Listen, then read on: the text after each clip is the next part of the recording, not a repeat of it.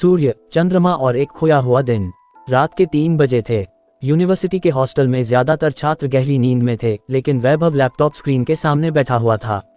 उसकी आंखों में थकान साफ झलक रही थी, लेकिन दिमाग पूरी तरह सतर्क था। एक दिन जो कभी आया ही नहीं, यह विचार उसे झकझोर रहा था।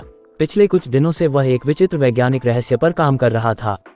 एक ऐसा रहस्य जिसके बारे में कहीं कोई चर्चा नहीं थी, कोई किताब या वैज्ञानिक जर्नल इसे दर्ज नहीं करता था। 21 जून 1999, एक दिन जो पूरी दुनिया के कैलेंडर से गायब था। किसी भी अखबार, वेधशाला, ऑब्जर्वेटरी के डेटा या सैटेलाइट रिकॉर्ड में इस तारीख का कोई जिक्र नहीं था। इंटरनेट पर खोजने पर केवल एक चीज बार बार सामने आ रही थी, इस दिन का कोई अस्तित्व नहीं था। कैसे हो सकता है ऐसा? उसने बुदबुदाया। उसने नासा और विभिन्न वेधशालाओं से जुड़े पुराने डेटा को खंगालना शुरू किया। फिर अचानक उसने कुछ अजीब देखा।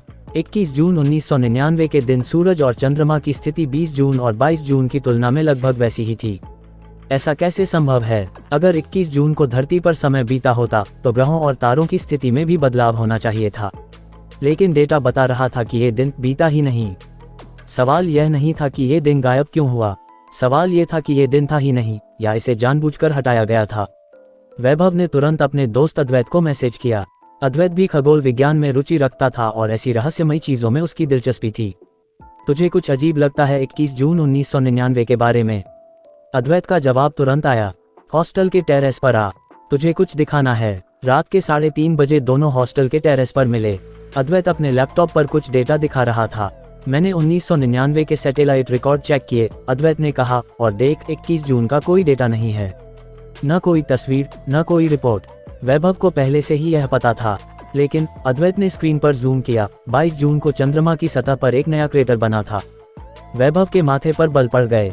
मतलब कुछ ऐसा हुआ जिसने चंद्रमा पर निशान छोड़ा। कोई उल्कापिंड टकराया होगा। अद्वैत ने सिर हिलाया। नहीं, ये क्रेटर गोल और सटीक है, जैसे किसी ने उसे जानबूझकर बनाया हो। वैभव ने दूरबीन उठाई और चंद्रमा की ओर देखा। वह वही था, सफेद चमकता हुआ, वैसा ही जैसा हमेशा रहता था। लेकिन जब उसने ध्यान से देखा, चंद्रमा के उस क्रेटर से हल्की नीली चमक निकल रही थी।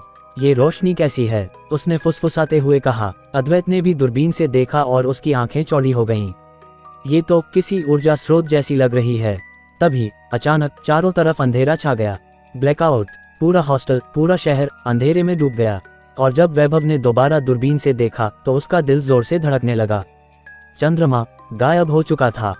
अद्वैत, तूने देखा? उसकी आवाज कांप रही थी। हाँ, अद्वैत ने धीमे स्वर में कहा। ऐसा संभव नहीं है, चंद्रमा कहीं जा नहीं सकता। तभी वैभव के फोन पर एक नोटिफिकेशन आया।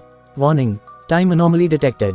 वैभव ने कांपते हाथों से मैसेज खोला, लेकिन तभी चंद्रमा वापस आ गया। लेकिन कुछ बदल गया था। उसकी सतह पर कुछ हिल रहा था। अगले दिन डॉक्टर मेहरा, जो यूनिवर्सिटी के सबसे अनुभवी खगोल वैज्ञानिक थे, खुद वैभव और अद्वैत से मिलने आए। उनका चेहरा सफेद पड़ चुका था, मानो उन्हें किसी चीज का डर सता रहा हो। तुम दोनों को ये खोज तुरंत बंद करनी होगी, उन्होंने सख्त लहजे में कहा। लेकिन सर, 21 जून 1999 को क्या हुआ था? हमने देखा कि चंद्रमा पर कुछ था, कुछ हिल रहा था, वैभव ने जोर देते हुए कहा। डॉक्टर मेहरा ने गहरी सांस ली।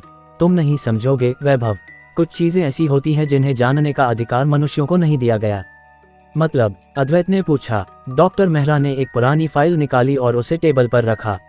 1999 में कुछ वैज्ञानिकों ने दावा किया था कि उन्होंने चंद्रमा की सतह पर कुछ देखा, कुछ ऐसा जो वहां नहीं होना चाहिए था। वैभव ने फाइल खोली। उसमें एक धुंधली तस्वीर थी, चंद्रमा पर बनी एक छायादार आकृति। लेकिन ये कोई साधारण परछाई नहीं थी, ये गोल नहीं थी, ये किसी आकृति की थी। किसी ने हमें ये दिन याद रखने नहीं दिया, डॉक्टर मेहरा बोले, क्योंकि ये दिन हमारे लिए था ही नहीं। उस रात वैभव और अद्वैत फिर से टेरेस पर गए और दूरबीन से चंद्रमा को देखने लगे। सब कुछ शांत था, सब कुछ सामान्य लग रहा था।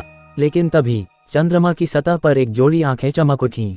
वे आंखें उन्हें देख रही थीं, और अगले ही पल चारों ओर फिर से अंधेरा छा गया। 21 जून 1999 दोबारा शुरू हो चुका था।